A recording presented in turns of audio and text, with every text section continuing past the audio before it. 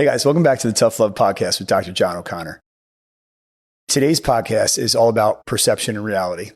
Yesterday was something that really hit home for me because after, 25 plus years in healthcare, I was always, kind of taught, even as my upbringing from my parents, is, be kind and be nice to everybody. And it was pretty funny because, two strangers to the practice came in, and I think they were also not really knowing what they were looking for.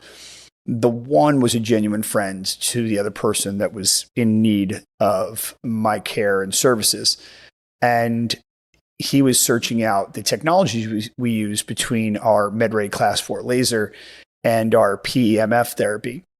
And the gentleman was probably a little bit socially awkward, but overall good guy.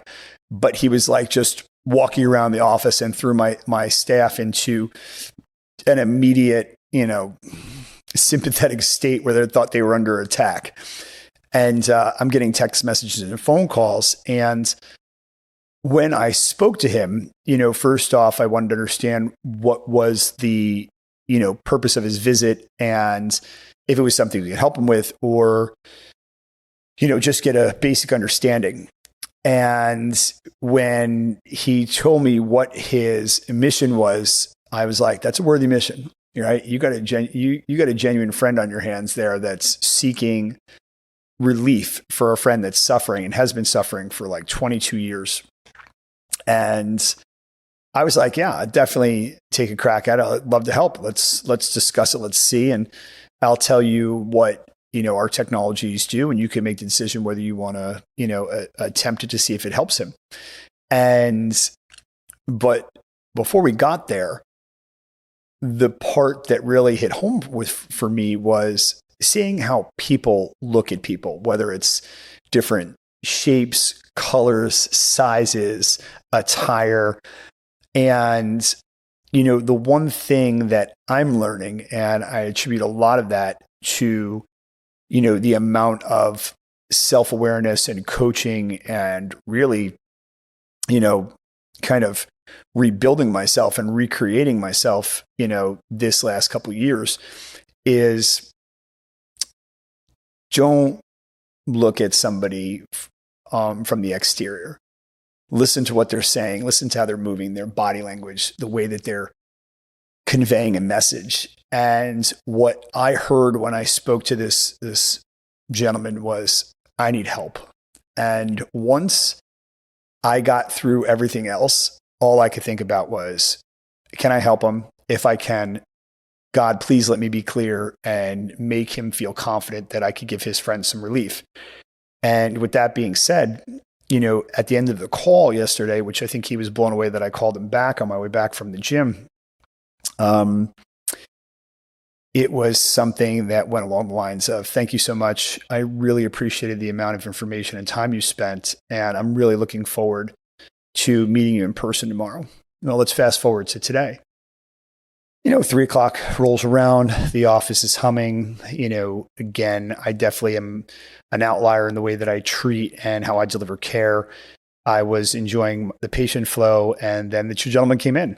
And, when you see these horror stories in the medical pathway, and nothing against it, right? I mean, again, as a child, I got an MMR shot. I was paralyzed with GBS. It happens, right? I was a statistic, much like this, this guy in his late teens was given a medicine that the consequences or the reaction he had a drug reaction. And he developed terrible facial pain, headaches, and all these different kind of things that he'd be suffering with for, well over 2 decades. And, the reality is now there's options, and there's so many things that you can do. And I saw it as a great opportunity for nothing less than to say, hey, listen, my time is valuable, but in this situation, I want them to value my time, and I want them to genuinely know I care, and I want to offer them as much educational information that I can, especially obviously the potential patient. And everything went great, and we wound up treating. And I think the funniest thing about it was that they happened to be, from the Jewish community in Lakewood, that they wanted to bring me the number one rabbi that they were so proud of. I guess he has the number one temple in all of Lakewood. And he said, if you fix or heal him, you would be busy down the street. And I laughed and I said, I don't care where people are from. If there's a need and I can help them with it, I would love to satisfy that need.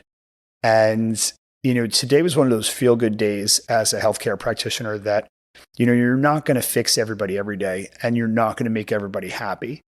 But some days, just by being a good person, genuinely listening and giving your time and opening up your doors to them is just so rewarding. And that was today. And I have to tell you, in the current events of my life right now, I have two parents that are, not in great shape. And all I was thinking of as I was extending myself in my Dr. O'Connor mode was I would want somebody to give that kind of care to my dad battling emphysema and battling every day just to breathe. And if there was an inkling of hope for him to do better, that doctor made him believe that he's going to do everything in his power to get him there. And with my mom battling breast cancer right now, and the one thing, my sister and I over the last couple of years, have had some differences. And right now, it's like the UN, we're in agreement. We have to have solidarity. We have to take care of our parents. And, we've been shoulder to shoulder on making sure they're taken care of. And, it's a huge transition in your life when you are looking at your parents and you're becoming the parent and talking about bringing in, people to help take care of them and how are they going to eat and how are they going to be transported and making sure they're protected. My mom had been in the hospital for the last couple of weeks and my dad was home. And the one thing that's just remarkably depressing about emphysema or chronic obstructive pulmonary disease is how defeating it is. And it was like yesterday, I was at a convention in Las Vegas and Ed Milet was speaking. And he gave an incredible reenactment of his dad's final days battling, some form of emphysema or chronic obstructive pulmonary disease. And I could see it with my dad. But the one thing that I saw was that his dad had found peace and my dad's not there yet. He's angry.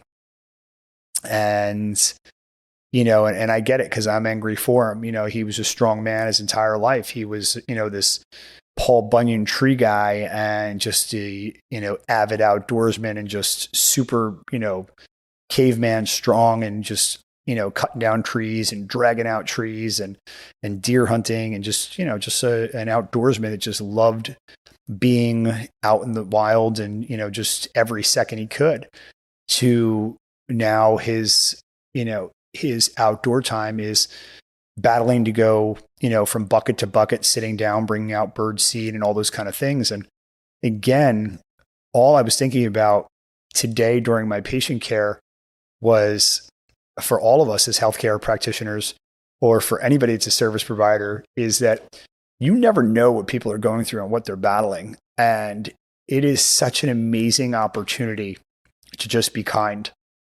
and have a genuine facial expression that is saying, I want to help you if I can help you.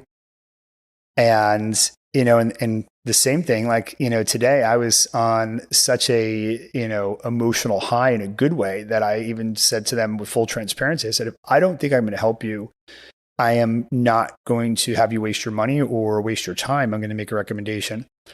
And I think that stopped them in their tracks because they expected it to be some type of salesy thing. And, one of the things that resonates to me on my, my daily work I'm doing in my podcast and listening to podcasts and reading books and, lives versus leads. And, Andy Elliott says this all the time with regards to his team, that if they say that it's a lead, he gets in them because it's somebody's life.